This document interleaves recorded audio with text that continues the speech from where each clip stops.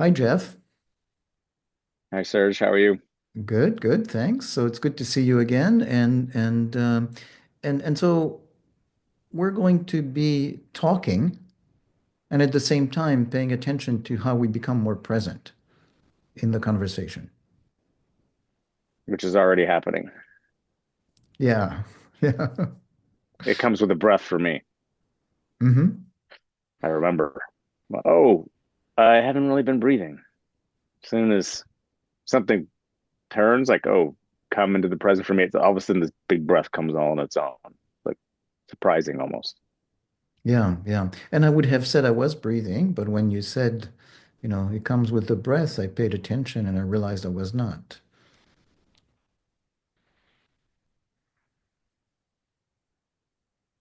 Hmm. And so you're coming from your day, which has a lot of stuff. And Hmm. so um, we're entering this space, and I'm coming from my day, and so kind of trying to find both my presence and a connector with you.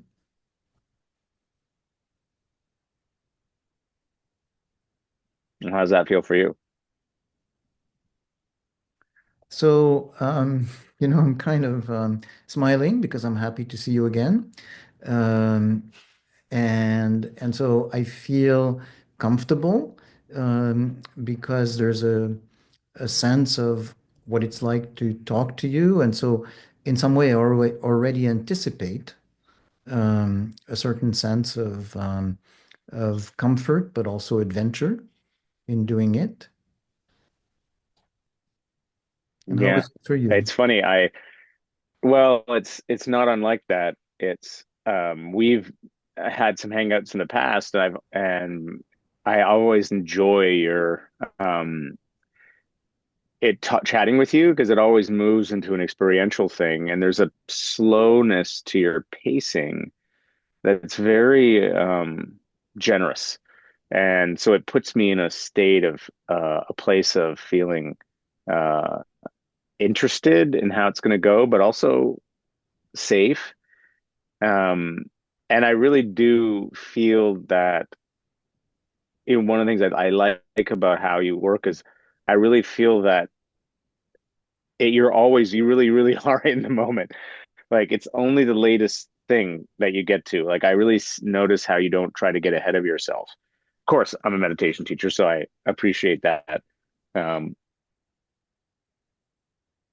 Yeah. and I can notice right there, I just went into my head a little bit. So for me, being present with somebody, there's a very clear indicator and feeling. I kind of call it sometimes the kitchen sink moment, like or the kitchen table moment. And I think about a lot in the case of my partner. I can be sitting at a table with my partner and our kids, and I can be, and often am, usually somewhere else or working on a problem, or I'm just trying to manage the chaos of the table. But there can be this moment when I stop and I suddenly see my partner. It's very simple. It's not exotic. It's just, oh, there you are. And there's a kind of, I don't, almost like a nakedness in uh, the way it's presenting, and it's unadorned, but it's making contact. And when I'm looking at her in that way, she always knows. She looks back and she knows she's being seen. So I just shifted into doing that with you. It's not quite the same over Zoom. It's the same principle. Yeah, yeah, Um, yeah, yeah, yeah. So that sense of being aware of how much you're in all the stuff, the doing, the yeah, thinking, but then also that consciously just noticing the possibility of slowing down and seeing.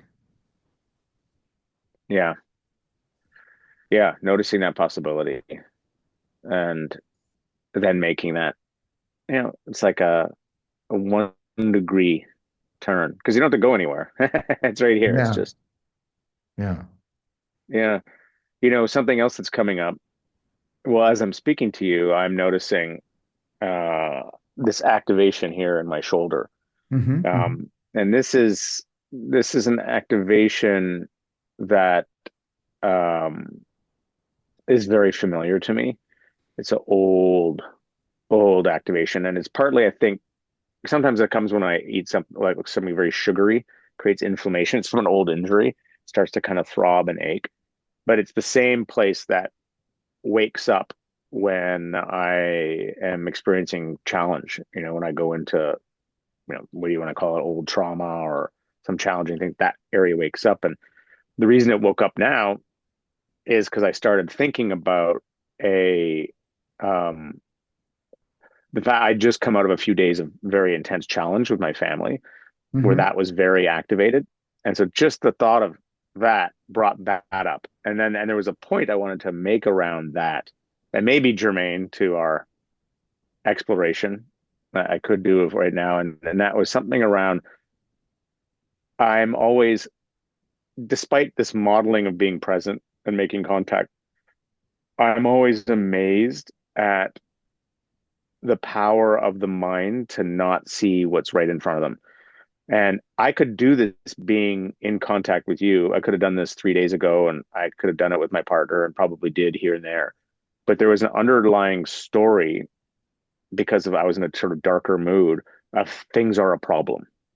And this happens for me on a cycle, like once every 1 or 2 days every 6 weeks or something.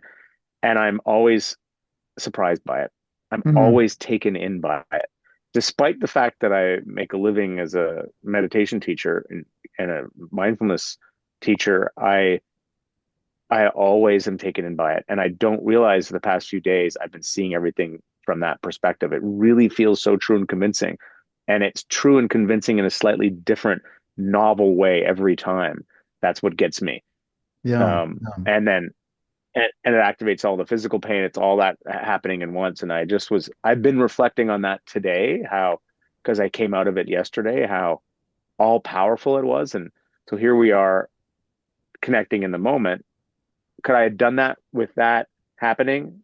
Yes. But I still would have had a background narrative of that things are overall not going well. Yeah. Yeah. Yeah. Yeah.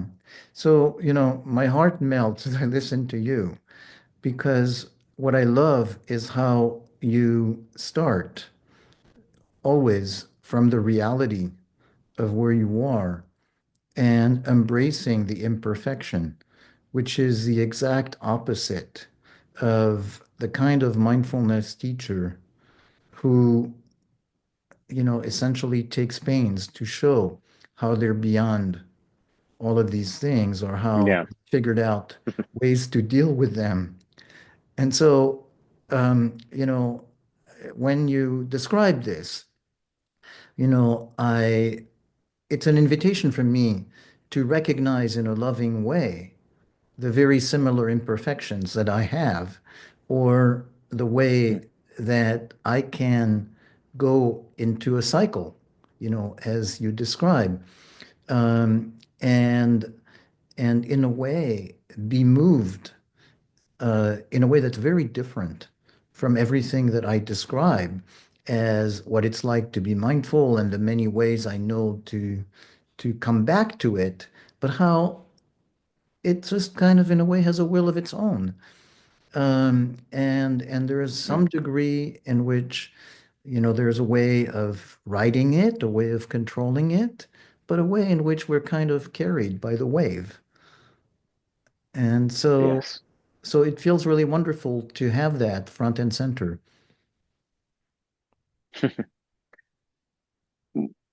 How do you experience being carried by that wave? I mean, and that's, of course, it depends on the wave. Yeah, I guess I'm partly saying, even though there's general principles about the wave, every wave is always somehow ever so slightly takes me by surprise. So there's something in it Yeah. that is fresh to the moment as well, which is what makes it convincing. Like, how do you experience when you're lost in a wave? What is that experience like for you when you either are in it or you come out of it? So, If you mind me so, asking.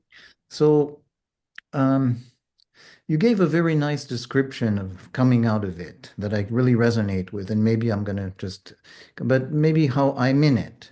So when I'm in it, first of all, I'm not really aware of being in it. Um, Yes. there's, Key. The trance. that it's something about, um, there's an analogy that people have for trauma that it's like a silo. And I like the Yes. concept of, being in a silo, meaning you're inside the box. You cannot see outside the Yeah. box. And from inside the box, Yes. there's that sense of, in a way, recirculating experience as influenced by baggage. So I see the Yeah, it's so world true. through that baggage, and Totally. everything self-confirms it.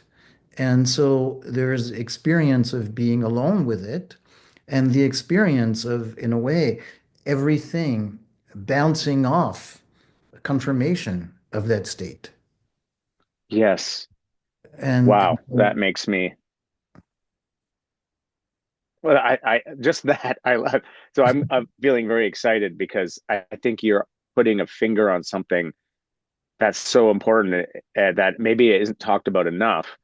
People talk in mindfulness circles about the second arrow. You have physical pain, and then there's the thoughts that contribute to it and build on it and make it worse. And that's absolutely true. There's a whole rich way of exploring that dynamic. But what you're speaking about is something very specific, it seems to me, which is that claustrophobic nature of being in a silo, and it's the same things you're recycling around and around, and you're actually not being refreshed by yeah, the external world. That's a key thing. And I think it's this, I love the silo metaphor. I think that works really well. I think of it sometimes also as a dream, that it's a trance, like you're in a dream yeah, where the laws of physics are created by your expectations, and in fact what you said, by your trauma, your history. And I mean, because this is what's amazing, like in the most contracted place for me, which was about 2 days ago, I was very I was very convinced that things were really, really going very poorly with my partner, and I was very convinced that I could really see in stark relief the true challenges my 5-year-old son, was going to have with mental health as he got older. And I was so in such a dark place of despair around that. And I um, and it was very close. It felt very claustrophobic. It was like I was bouncing, and what was happening really is like the despair signal was bouncing off this narrow wall. Couldn't see what was really happening outside. Was just activating the trauma and coming back, and I was sort of in this circuit. And I when I finally came out of it, the recognition I had is, oh my gosh, it isn't just that. Yeah, the thoughts feed the suffering. What really creates the suffering is how the thoughts steal your loved ones from you. They take the understanding of the love and real connection that you have, and they make it suspect. They and it's like how, the most intimate thing, the people who are closest to you, that it can do that. I just found stunning. yeah, Um, yeah, yeah, and like scary and deeply upsetting. And it made me have so much compassion thinking about other people who are in states like this for longer, the way at which it builds in your isolation. yeah, Um, yeah. yeah, yeah, yeah. So And so that feels intense even talking about there, that. Yeah. yes, and there's a lot of stuff I could say, but when maybe the most important for me to say is, as I listen to you, I feel like tears in the back of my eyes, because it's really the sadness and the scariness of this kind of state. Yeah. And that so many people are experience it and are in Mm, it, mm, and yeah, there's a it's different, but the I have an experience that happens often when I'm meditating, particularly on longer retreats, that I call it the heartbreak feeling. It's and it's a specific flavor of poignancy and sadness that is not it's not unpleasurable at all. In fact, um I it's it's beautiful. It's the bittersweet. It's this feels like the sort of bittersweet acknowledgement of the real hardness of being human. That Yeah. it's not. There's no. It's not being. It's not being covered in some floral arrangement. There's no ideal overlaid with it. It's this genuine perception of, oh, life is hard, and that's real. And it's and the poignancy, the tenderness in the hardness, the it's hard because of the tender human heart is what makes it hard. And that tender human heart is so beautiful. So you're feeling all of that at once. It's hard. It's Yeah. this um, very full feeling, to say the Yeah. least, Yeah. because Yeah. it's both an emotion you're feeling and what feels like an existentially accurate perception of reality, like an insight, you know. Yeah. Yeah. And so as you're talking about this, what it makes me think of is the story of Othello. And Mm, might not on the surface not have anything to do with our lives, but essentially one way to see it is how somebody could be in a silo and see reality in a certain way to the point where they convince themselves that there's only one way out, yes, you know? And so absolutely. and so as you talk about the beauty of it is how it's a tragedy. It's horrible to see it. And at the same time, you can make a piece of art that's of beauty because what it does is actually convey a part of the human condition. Yes. In fact, the I love that, and I would even say that making the piece of art itself is can be enormously healing and help you come out of it. Because there's something about that's what I do as a the way I make my meditations. I mean, I make lots of them, and I build them out of my whatever current experience I'm having, whatever form of either challenge or release or insight or whatever's actually happening.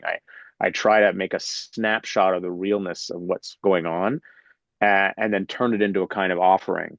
And the act of doing that allows me to get perspective to finally see it and come out of it in a way. So it's like that is the way it yeah, sometimes I work through things through just sitting on my own or noticing on my own, but often it's through a process of turning it into a kind of offering because that's and it's like I think of it as a kind of work of art, not in a pretentious way, but just in like it's this thing I've created that I express and I create in it. Through the creation, I finally see what the thing is, but not until it's out. Yeah. And then, And that's why I love listening to or reading your meditations because you start from even the despair of the moment, the difficulty, but mm, sometimes the despair. And then yeah, my sense of it is that it's like you're touching it, the way you touch, somebody would touch dough to make bread, or somebody would touch clay. And there mm, is kind of a process of transformation where it becomes mm, something else that you were not mm, connected with at the beginning. yeah, very much that. Yeah, I appreciate that reflection. I don't often get a chance to talk about the the process of writing meditation. It's not there's not a lot of people you can chat with about it. I'm always I don't ever want it to sound more than it is, or but it is very meaningful to me. Yeah, it Yeah, sounds like it's similar for you yeah, yeah, for what you do. yeah, yeah, I mean, I guess a good therapist or focusing partner, or whatever, you're essentially doing that, but you're meeting them in that moment, of course. Not the ideal where you'd want them to be, but the real acknowledgement of this is here.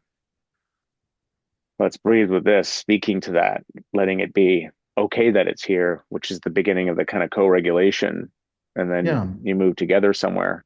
I do think they're very similar. I think very, very, very, very similar. Of course, it depends on the style of the therapist and the guide and the meditation, but to me the healing is through the meeting in the moment, the then and then you go somewhere together. Yeah, so I like that phrase, the meeting in the moment, and then you go somewhere together. And so part of the meeting in the moment is to realize, okay, what this person is talking about, what you are talking about right now, is something that resonates with me. So I'm not just listening to you as an observer who is looking at something external. But as I'm listening to you, there's kind of a process of back and forth where I'm also listening to, oh, what does this bring up in me? Um, and and not Exactly. just, what does this bring Congruence. up in me in terms of a similar experience or not, but also Mm, what are my emotional reactions to noticing that yes. in myself. Um, and so there's kind of a multi-layer process where it's not just say I'm listening to you, but I'm also listening to myself. And my focus can be on you, but in a way, it can be that much better on you to the extent that I have a little bit more clarity about what's happening for me. And Of then I course. can bring that back in connection with you. Um, but so yes, so it's very much a sense of this is a joint process. I'm I have ADHD. I'm very I try to be honest about that. As you're speaking, I'm thinking I'm enjoying what you're saying. I'm thinking, oh my gosh, I really want you to speak with my friend James Olivia. James Olivia teaches relating, and she's describing this. She teaches this process you're talking about, um, and they would be an interesting person for you to have on here. And they're very, very smart and very just very cool. But the way they describe it as these core skills of relating are first following, the kind of empathic following of just letting the person in front of you be who they are. So you're letting them be who they are. You're not trying to get your agenda in the way. Like, who is this person? Who is this person? They're being who they are. And then if it's relating, and then there's a unconditional positive regard there. That just is uh, it just is so lubricates any kind of conversation. But then to make it more interactive, it's the empathic understanding. So reflecting back, oh, what I heard you say this, and they say, oh, that's right, or a little bit like this, and so you know you're being heard, and you're not guiding them out of their own experience. You're going deeper into their experience. But then the last part is what she calls the congruence, which is what you just described, which is bringing yourself into it. You're like letting them see you by saying, oh, when you say that, I disagree. I enthusiastically agree. I am confused. I am distracted. Whatever you bring the honest you of the moment in, and that, and then her whole thing about when this is happening, something very, very beautiful can happen, which is the the mystery and gift of genuine relating, which is that you do not know what will happen. Yeah. You do not know who this person is, what mystery will suddenly emerge. You're safe to show what mystery is coming up in you. You're allowed to do that. It sounds so small. It's so huge. Like for someone who's been on the outside of relating, how I feel like I've been kind of an awkward outsider as a teenager and not knowing how to people have natural conversations. That's partly why I'm doing this kind of thing with her. I'm doing a whole kind of uh, a year long kind of relating cohort with her and a few people. Um, and it's because these skills didn't come easy to me, but to have them, to be able to explore them in this deliberate way, I find very thrilling. And this is what we're doing right now. Yeah, yeah, So yeah, I'll yeah, pause there. yeah, yeah, yeah. And so again, that's the beauty of it, of how, um, in some ways, um, what I am best able to explicate is things that did not necessarily come easily for me. In some way, if something came easily for me, Yeah, I don't necessarily yeah, have the words or the details because it just exactly. happened. It would be the water you swam in. It's the water Yes, you were living in. So how could you yes, notice it? yes. And so that sense of that joy of discovering the process that as you're describing it, to me is the joy of having kind of slowed down to get a grip on it. Mm, And yes. so then, in a way, there's the savoring of it, or there's the sense of the power that there is in noticing that there are, maybe manageable steps or parts of it instead of one big thing that, you were not necessarily given at birth, and then you might never do. So there's some of that. Yeah, I think that's an important observation. I think it's something that, uh, uh in a way, it speaks this principle of like, we're here to kind of share our own healing, and that Yeah. the very things that we find hard, not to get too mystical or generalized about it, but yeah, the very things that we find hard, uh, the way we've met them or the way we've what we've learned from that is one of the main things we have to offer because for precisely that reason. Um, and I think that it, I like having that pointed out by other people, and I like pointing it out sometimes when that the very thing we're having so much trouble with is in a sense the very opportunity, you know. Um, oh, that was nice. What was this, sweetie? Oh, thank you. My partner just brought me some pineapples. Uh, Look at that. Anyway. Yeah, yeah, yeah. So that's there. I mean, that's for me, that sense of, for instance, my enthusiasm for mindfulness came from Mhm, realizing that I did not have to follow a path of what other people defined as mindfulness, at which I found myself, mhm. you know, not that comfortable necessarily all the time. But that, it could be something reinvented based on my experience. Absolutely. And then, and so, that's where you have been an inspiration because you've done that, and Mhm. so, but I didn't have to do it the same way you did. No, well, you wouldn't. No, That was the I whole couldn't. point. I couldn't. Um, you couldn't. You Yeah. couldn't. Well, the way I like to say it is every nervous system is a lineage in waiting. Right. That there's mindfulness as a technique you implement in the moment. I mean, which different people will talk about in different ways, and we can just say being aware, like kind of coming in, trying to be aware of the present insofar as what you can, because there's always parts that are murky, and letting it be there, but that's one thing that's just coming into the moment. But then there's what does the moment have to teach you, which is unique to everyone. And this is the difference between an implementing mindfulness as a technique in the moment or what a practice in the moment versus a lifelong spiritual path. The lifelong spiritual, there is such a thing as a spiritual path where you could call it different different things. I would call it coming into the real, coming into the world, coming more the journey into your life, more fully into your life.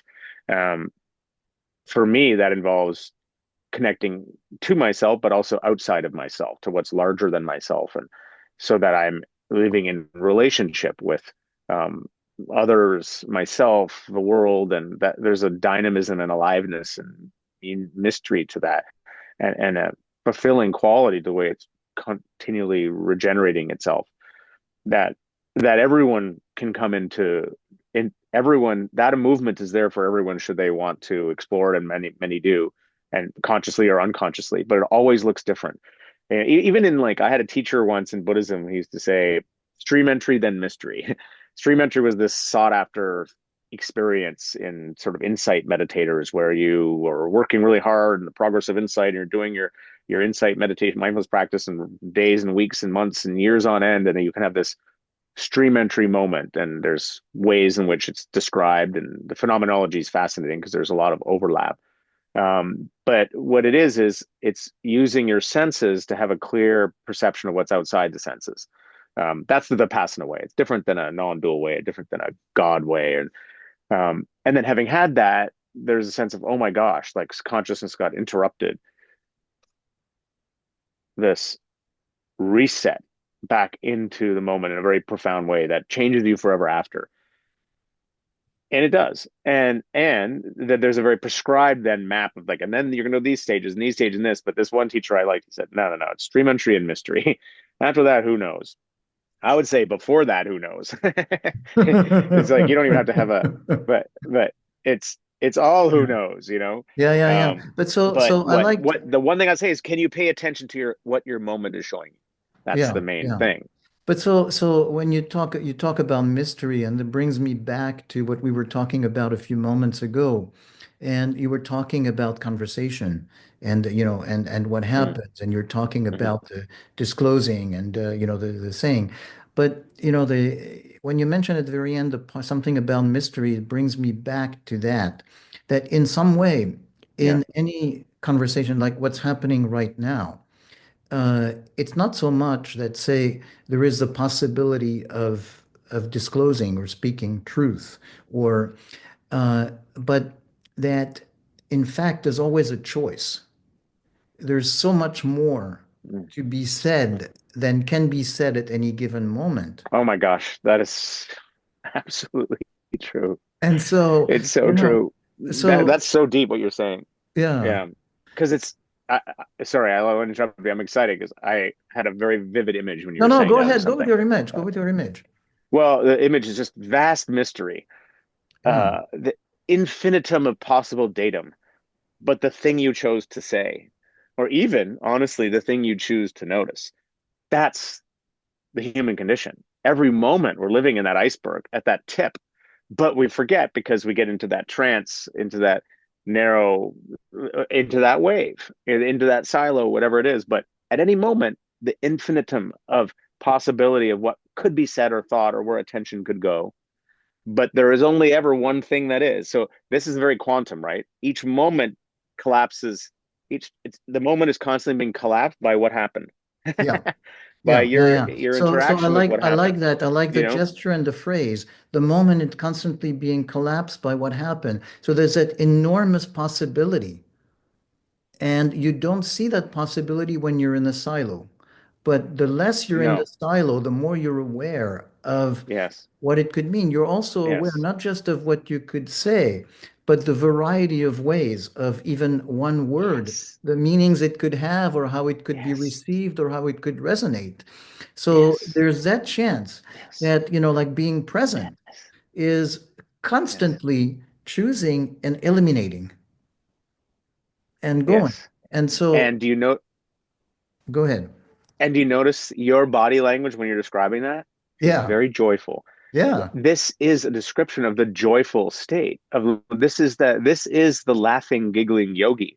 It's Yeah. the sense, the intimation of pure possibility at every moment that you're delighting in and get to play with. And you know the thing you said is just the thing that's you're being said. You don't even have to put you don't have to put any kind of um, emphasis on it. It doesn't. You don't have to pretend it's important at all. It's all just a game.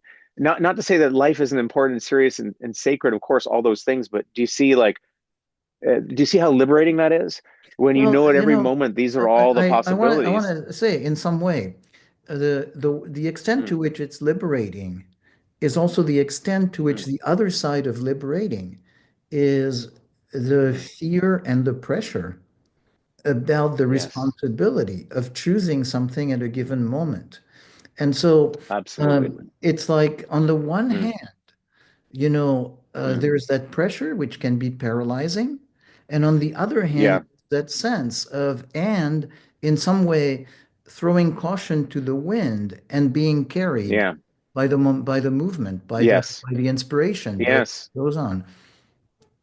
And yeah, you've put that so beautifully. And my practice for that is this sound may sound strange, is the practice of knowing it doesn't matter.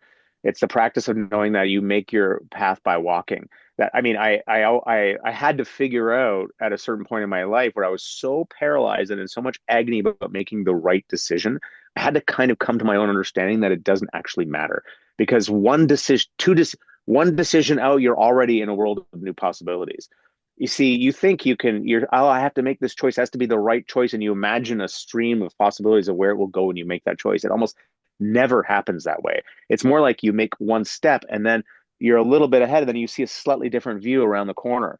Yeah. And so Yeah. I've had to I have to unblock myself by going, just make the step. It can be imperfect. It doesn't have to be the thing. It'll be what it is. When I say it doesn't matter, that's what I mean. I don't mean it in a way. I don't mean to denigrate people's No, experience. I mean, I get you. I get I you. have to take it lightly. Yeah. Light.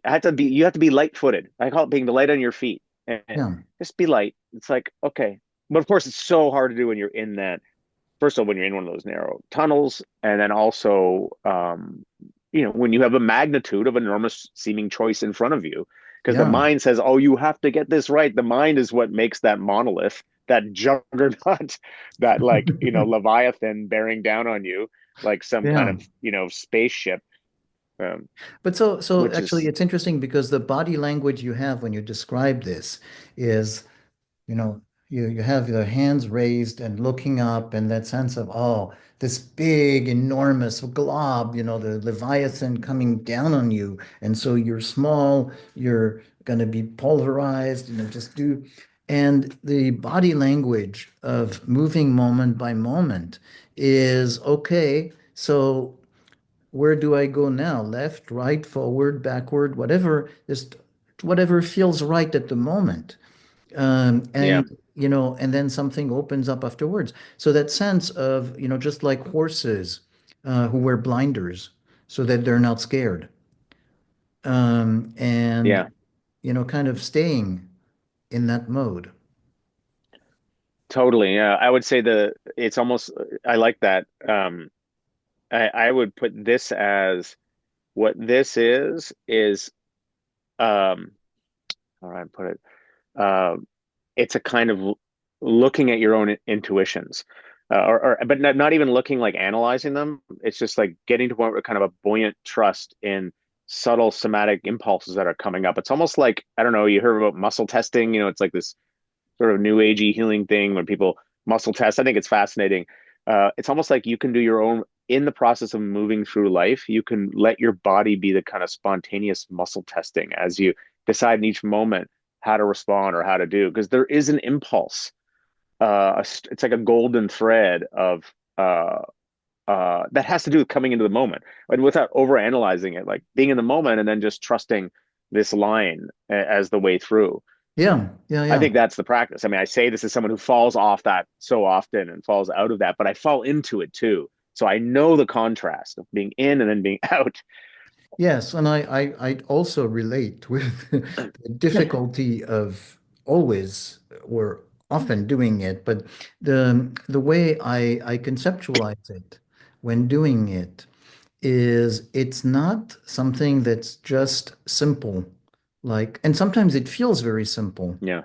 but that there Yeah. is also a degree of consciousness in fending off the um, you Oh, know yeah. the danger, the voices, kind of in a sense The having influences, the the influences big personalities. creating a sense of protection around that. And so it's not just, oh, Yeah. it's easy, the world is easy, I just move. Yeah, No. sometimes the state of grace feels wonderful, but sometimes it's really kind of an acquired Yeah. situation of consciously just pushing back Yes. the, sense of danger, the sense of pressure, the sense of the temptation to go a certain way, to just kind of in a way, hold your own back, so you can keep going, like maintain the faith. Yeah. Yeah. I love that. It's a beautiful way to put it. I mean, you're making me think of why people practice, why I practice, why I meditate. In a way, having a seated practice, even though I'm not as diligent about it, I can't be with my young kids and that I used to be. but having a seated practice someplace a few days a week where you can reconnect to just this real simple way of being, and you're cultivating equanimity. You're cultivating the capacity to kind of be present and with experience without pushing it away or holding on to it, just being with the discomfort, being with the not knowing of it, being with whatever it is. That training overflows into the moment, and it makes having your back in the way you described a little easier. It's like a little bubble of space that you start to, the more I sit, the more I mean, not, I don't mean it to like in some crazy way, but I mean, the more often I touch in with that, if I can touch in with it for 15 minutes a day, the more I'm able to find it in other contexts. Um, no, and I think and by the way, I think that's what practice is. And it can be look a lot of different ways. It can be a qigong practice. It can be a relating practice. It can be an art practice. Some place you touch into this place of allowing the life to be what it is, that gives your whole system a kind of muscle memory of it that allows it to be. But even with that, you have to also be okay with. I think it's not about it's not about getting it right. It's about recovering faster. Yeah. It's Yeah, yeah, yeah, yeah, you've yeah. recover. Yeah, Yeah, yeah. No, that's a very nice way to put it. That's a very nice way to put it. I mean, in some ways, what we're talking about is embracing the imperfections of life. And so that yeah. includes that the goal is not to be perfect, but actually to repair. Um, and so when you're talking about the practice and the sitting practice, um, in some ways, what comes up is that being in the moment is not being as if nothing happened, but it's a very engaged state where, in order to be in the moment, you have to fend off all kinds of things. So, so that it's a very, in a way, for me, I've never Mm. had so much the experience of sitting blissfully, and my experience is more on the range of an active process of engaging, for instance, with my body, noticing where it is, paying attention to what's happening, in a way, tweaking it. Or imagining it, or something, but it's a very active process, and so Yeah. I don't want to make it to say this is what meditation is. This is what meditation is for me. So, Hmm. but what it does for me is actually prepares me for the idea that being in the moment in life is actually something that is very active and is made of choices and is made of experiments. I love that. Yeah, it is quite active. I mean, it sounds like that's certainly your experience is. Mine is not unlike that. The only, I mean, um, the primary thing I've learned through the practice is not to fend off anything. Hmm. To it's to let it all, but I forget, and then I'm in something and I don't realize it. Then I wake up from inside that, but it's always the letting it be here. It's always a letting it be.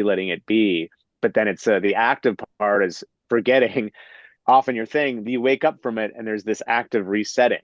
But it's ironic because it's I call my thing that I main do is the do nothing project. And it's because there's a bubble of nothing in the middle at the very, very heart of what practice is. And there's all this activeness, but you're active in order to let go and come back to the nothing. Hmm. And the nothing itself, there's nothing happening there. It's empty. It's just, and that's so you're just allowing things to be what they are. And then you get into an active mode thinking you need to be more active. Then you remember you don't have to do anything, and you come back to that. Do you know what I mean? So the it's like you're active in order to come back to the non-active, and then you Yeah, yeah. forget yourself So again. what I'm Anyway, I'm hearing not sure is, if in that was some clear, way, but you're um, active to come back to the non-active, but also that the non-active is actually the acceptance of everything yes, is that's as right. it is. And so, Yeah, the it's the active reality part principle. to the non-active is pushing back those things Yeah. that make you Yeah. want to change what is. Yes. Yeah. Yeah. Yeah, it's very paradoxical. I sometimes I think I have a metaphor of it as um that sitting in meditation is a little like there's this creek running through a forest and the water is tumbling down through this creek and someone comes and has this big empty picture frame, a big empty, and they just put lower the picture frame into the middle of the creek and then just leave it there and it holds by itself and the person leaves. And that's you. This is your awareness is the picture frame. It's empty. There's nothing. It's just this empty frame, Mm. but life is passing through. Life is passing through. And when we get um fixated, we what we find is what's happening. It's like the creek is passing through, and like it passes through, and then but you're like, oh, I really like that, and you try to hold on to it, try to grip it, and now you're looking at the past, but the future, but the actual moment is already changed, the new thing, but you try to in the frame you've taken a snapshot, you try to hold on to a thing, but there's this pressure building behind you, which is the actual water that's of the moment, and eventually it'll break that thing apart, and then that could be very painful. And so the job is to really completely surrender and just to stay as I think it was being dead still in the very, very, very middle, and just being present with the change, the discomfort, and part of that change, the paradox, is my own forgetting,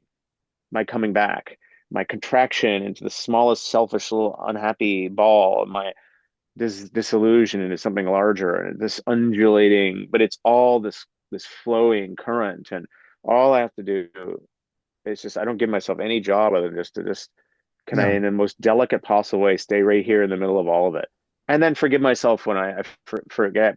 But there's no effort in the middle of that. That's the irony. Yeah. Yeah. There's nothing happening there. It's Yeah. already happening. If that makes sense. I mean, I know it's I a bit love that confounding and image of the mm, frame. That mm, is a beautiful frame, very visible as a frame, very noticeable as a frame, nothing inside. mhm. And so the world, the stream is there. World, and which includes you, Yeah. selfing, But self-world, for self-world, because that everything's a metaphor, that subject. metaphor actually is helpful for me to explain my experience. That in some ways, using that same frame, my experience is the curiosity about what it is that clouds the emptiness of the lack of frame. So in a way, Ah, observing my mm, process, my baggage, my biases, um, my twitches as they come, uh, yeah. to interfere with. That's almost everything that I'm noticing too. Yes. Yeah. It's all, and because it's also because that interference isn't just your own internal dialogue and the feelings and all that and distortions. It's also all of that stuff superimposed over the world, as Yeah. if there were a way to just to nakedly be in the hearing or nakedly be in the seeing. The seeing, that is the ideal of what our practice moves you towards that Yes. naked seeing. Chop wood, carry water. In the seeing, there's just the seeing. But the reality is I don't know if you ever get to there. I don't think there's any way you can look at a thing and not have some subtle overlay of mind on top of it, a concept layer, Yeah. a push pull. They call it Vedana in Buddhism. Like, I don't like, I like. There's everything is, and you see this quite clearly over time in practice, how everything is gummed up with ourselves, and there's this push pull on everything, and so the practice is trying to see that, and the more you and purify that or clarify that, and yeah.